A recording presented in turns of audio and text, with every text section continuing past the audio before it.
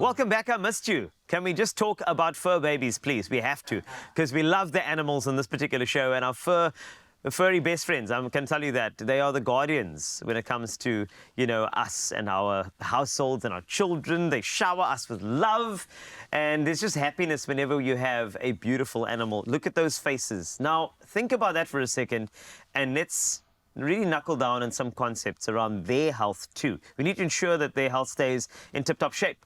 And of course, parasites such as worms may be small, but they can be a big problem for your dog. So joining us is an expert on the topic. As we always bring our experts to the couch, we have a veterinarian, Dr. Vince Botha, who is here to chat more about deworming our furry friends. So let's chat for a second. Yeah, Number one, we need to talk about the scrubs.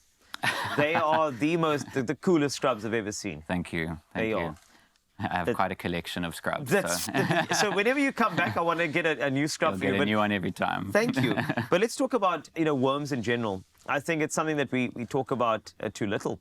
And, you know, a lot of us have, you know, dogs that play outside or inside, but there are certain intestinal worms that we need to get to know a little bit more. So let's talk through some of those intestinal worms that we have to look out for, so to speak. Absolutely. So, you know, you mentioned showering us with love, and unfortunately that can come with other things if we're not taking preventative measures. True. And in South Africa, we have quite a few different worms that our dogs can get exposed to, and it's mainly sort of hookworms, roundworms, tapeworms, and then whipworms. And they all have different mechanisms in how they can sort of be contracted by your dog and how they work in terms of their life cycles. So it just depends on that specific worm and how they work. But generally, if your dog is out and about, they're very inquisitive creatures. Yep. And, you know, they go and sniff and smell and lick and taste everything that they see out in the park. And so just from the grass, from the soil, they can pick up worm eggs. And then most of the time it's from feces of other animals, which I know is a bit gross, but that's the reality. And, you know, they go there, they sniff it, they touch it with their nose, they get eggs on their nose, they lick their nose. And so that's a way that they can pick up some worms. And then, for instance, things like tapeworms, they actually use the flea as their intermediate host. So when the dog licks and bites and chews when they're itching from the flea and they ingest the flea, they actually then take on the tapeworm through the flea, actually. So there are different ways that they can be transmitted. That's not really the most important thing. I think the most important thing is just knowing that there are ways that we can prevent them from actually contracting them. Wow. Sorry, you told me how a tapeworm chills and a flea to get into your dog. That is just some sinister stuff. But let us talk about some of the things we have to look out for. You know, if we see our dogs and there are certain behaviors that we notice, I mean, can you point those out so we can really know that there needs to be an intervention, especially for a deworm? What are we looking for in their behavior? So the most common one is scooting. So it's basically when they sort of walk while they're rubbing their bum along the carpet. Before, yes. It's usually like a big, fluffy, nice carpet. So, yeah, the reality is that there are other things that can cause scooting, just as a little disclaimer. Okay, good. But it is a good idea if you see your dog scooting to just check when last you gave them a dewormer and maybe just update that. And if it persists, go to the vet. But scooting is often a sign. We'll see excessive licking around the bum area.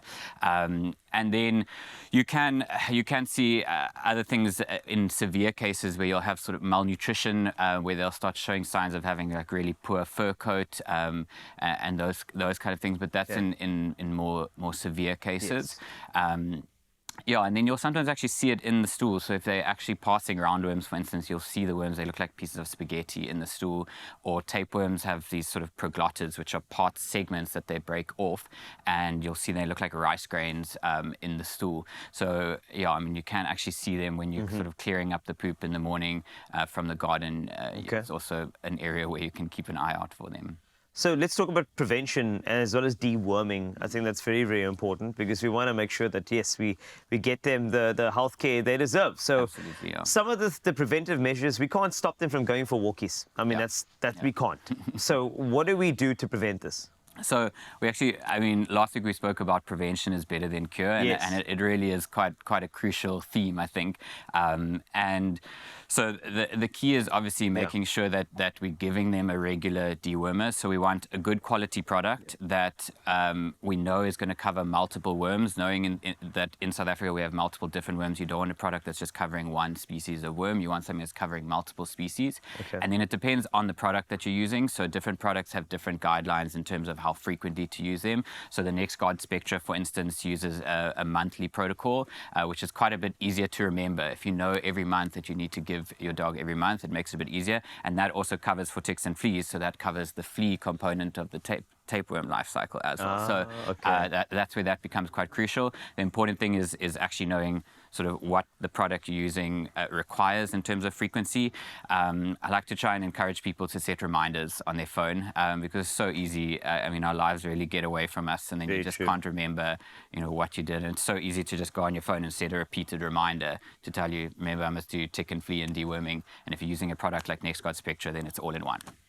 Very, very quickly, maybe just a hack for ingesting whatever treatment you're going to go for with regard to a deworming thing. No, just in your experience, what is the most effective? I find that with my dogs, they are very responsive, but I know some dogs aren't that responsive. So is it okay for us to wrap, whatever medication is in a treat? Yeah. What is your hack? So from a veterinary perspective, we just dose it. That's the easiest thing to do. But a lot of them are palatable, so you can try different products in terms of, and a lot of the newer products that are coming on the market, they're really trying to encourage palatable products because it is a mission to try and give your dog products. But some dogs, it doesn't matter what you do, they're not going to eat it. So if you're really struggling, and even with my own dog, sometimes he's a greyhound, so it's a bit easier. He's got a nice long muzzle.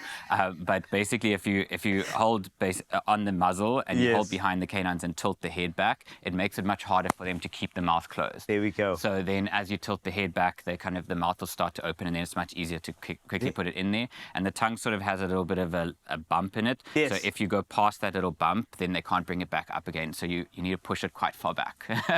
I just wanted to know, because that's the perfect hack. Okay, well, because we want to look after our fur babies as best we can, and I think sometimes we are a bit apprehensive because we feel like we're putting them under pressure, but I think this is great. So thank you so much, Dr. Vince Botha, giving us the details on, looking after our pets, especially deworming. Now, control of parasites is a year-round problem for all dogs. Treating for just external parasites like ticks and fleas or internal parasites like worms only deals with half of the problem. With NEXGARD Spectra, your dog is protected from parasites both internally and externally, all in a monthly tasty beef-flavored chew. NEXGARD Spectra offers the most complete parasite protection and is available in 5 sizes, adapted to dogs and puppies according to their weight.